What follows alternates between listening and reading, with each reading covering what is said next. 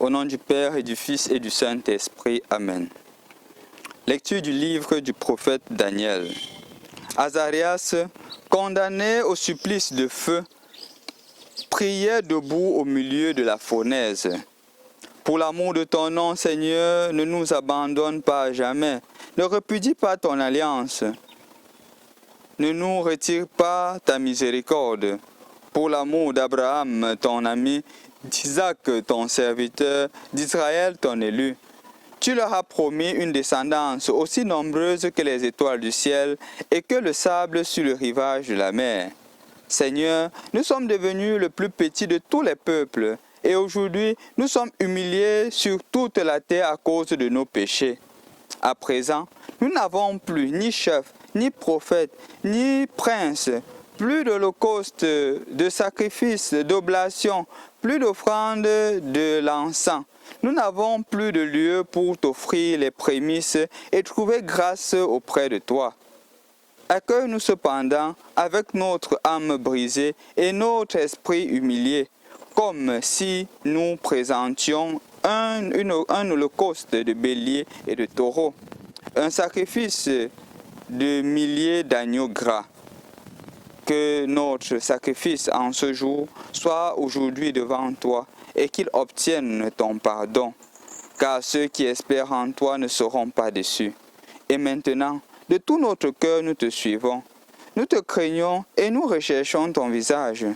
Ne nous laisse pas dans le déshonneur. Agis envers nous selon ton indulgence et n'abandonne pas ta miséricorde. Délivre-nous en renouvelant tes merveilles. Glorifie ton nom, Seigneur. Bonjour, chers frères et sœurs dans le Christ.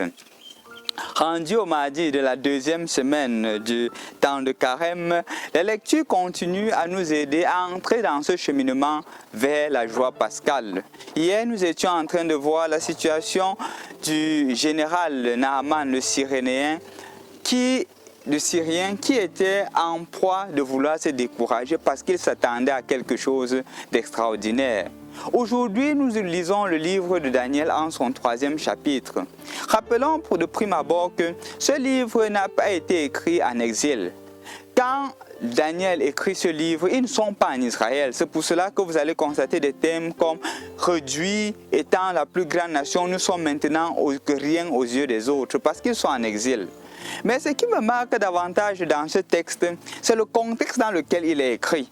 Parce que je voudrais vous inviter à lire justement tout le livre de Daniel pour comprendre la situation qui le pousse à écrire. Quand on écoute cette prière qu'il adresse au Seigneur, on dit que c'est beau. Mais dans cette situation-là, est-ce que nous aussi nous aurions eu le courage d'adresser ces mêmes prières? Dans des moments aussi difficiles, aussi pénibles, aurions-nous aussi eu la force de prier comme Azarias l'a fait? Regardons le contexte. Ils sont déportés en Babylone parce que justement, aux temps anciens, quand une nation perdait la guerre, on prenait les plus intelligents, on prenait les gens qui pouvaient travailler et on les déportait dans le pays de manière à ce qu'ils ne puissent plus être capables de remonter une nouvelle rébellion. Et là, ils travaillaient pour le compte du pays dans lequel ils se trouvaient. C'est donc le cas d'Azarias et de ses frères, parmi lesquels on a aussi Misaël et les autres.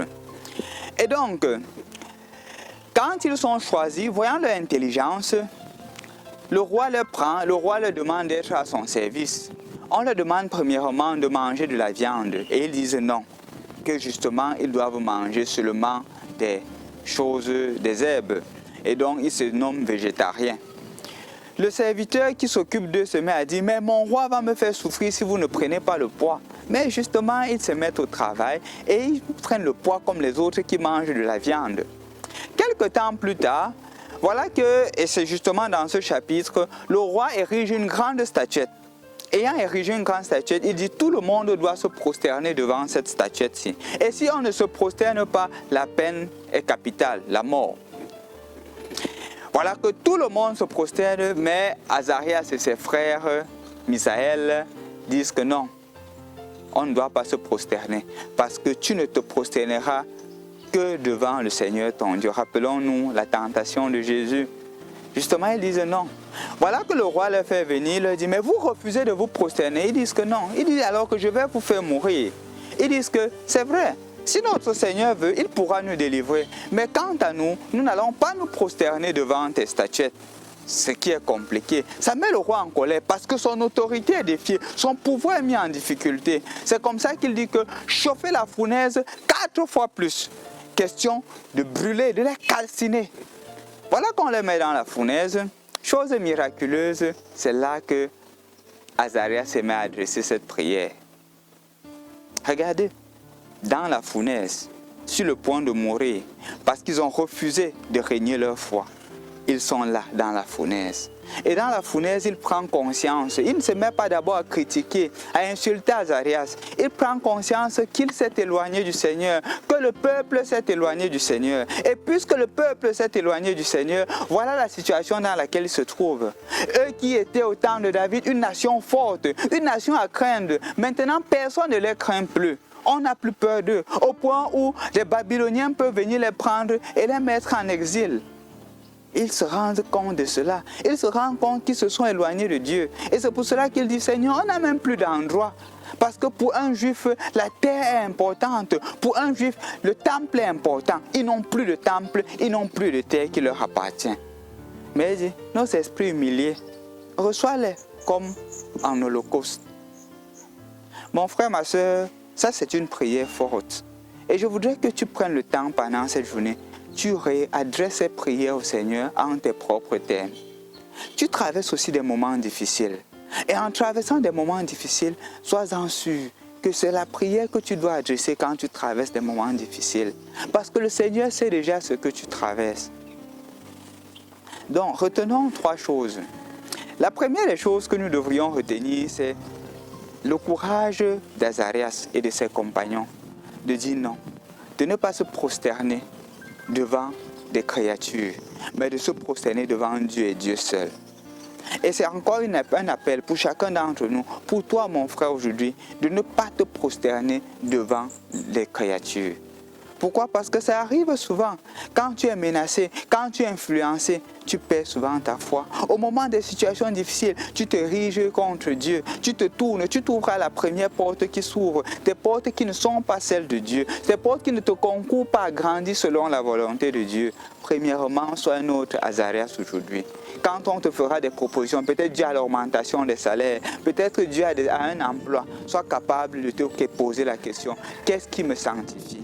Quand tu seras au dimanche, on t'offrira un travail le dimanche et tu es conscient que tu es appelé à aller à l'église, il faut être capable de te dire, qu'est-ce qui me sanctifie? C'est la parole de Dieu ou c'est la recherche de l'argent? Parce que parfois nous faisons de l'argent nos dieux, au point où dans les relations familiales, ça n'existe plus.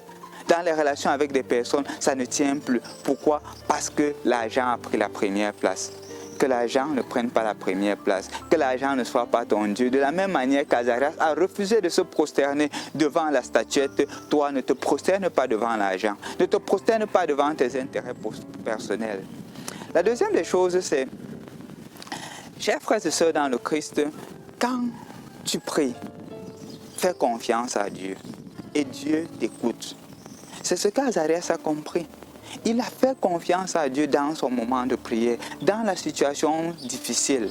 Pourquoi? Parce que dans les moments difficiles, qu'est-ce que nous faisons souvent? On oublie même la prière, on oublie même Dieu. Il y a eu un jeune qui m'a dit, dans les moments de colère, il m'a dit, mon père, je lui avais demandé pourquoi est-ce qu'il n'avait pas prié dans un contexte. Il me dit que mon père, je n'étais pas en état de prier. Mais je me dis que est-ce que la prière, c'est un sentiment? La prière va au-delà du sentiment. La prière va au-delà de ce que je ressens. La prière est une communion avec Dieu. Et justement, c'est celui-là avec qui chacun doit se tourner quand les moments deviennent difficiles. Je lui ai demandé une chose très importante. Et aussi à toi, je te le demande. Si tu adressais une prière au Seigneur et que le Seigneur te disait, je ne suis pas en état de t'exaucer, comment te sentirais-tu? Communiquer avec Dieu n'a pas besoin d'état à temps et à contre-temps. Dieu est un ami pour toi et pour moi. La troisième des choses, c'est ce qu'on ne trouve pas dans l'évangile, dans la première lecture d'aujourd'hui, mais que je voudrais te faire remarquer. Quand ils ont continué à prier, le Seigneur les a protégés. Au point où, à un certain moment, Nabuchodonosor dit que mais on a jeté 3 personnes dans la fournaise, pourquoi je vois 4? Et cette quatrième personne a l'impression d'être Dieu, a une image, a une nature divine.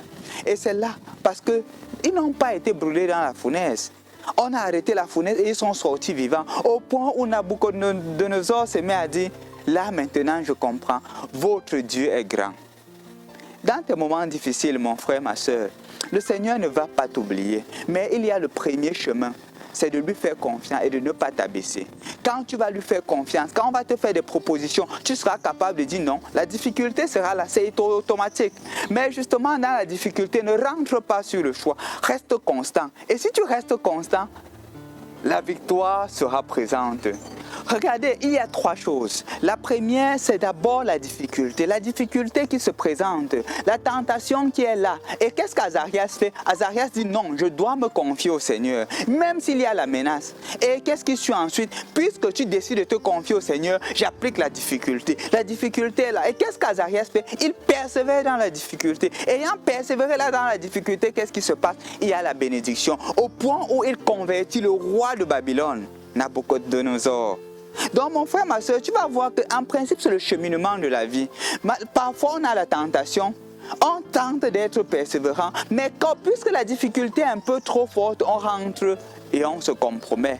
Qu'est-ce que le Seigneur voudrait te dire aujourd'hui? Que la difficulté est là. Et tu vois les difficultés qui sont dans ta vie. Il te demande de persévérer comme Azarias. Sois notre Azarias dans la persévérance. Et il t'assure aujourd'hui, comme il assure Azarias, que si tu persévères, ce qui suivra, ce sont les miracles. Ce sont les grâces après grâces, les grâces au centuple. Mais il faut que tu persévères. Il ne faut pas que tu te compromettes. Parce que le monde d'aujourd'hui a besoin de toi, a besoin de ton témoignage, a besoin de ta sainteté. Et Jésus te demande d'être aussi saint. Regardez l'évangile d'aujourd'hui quand on écoute.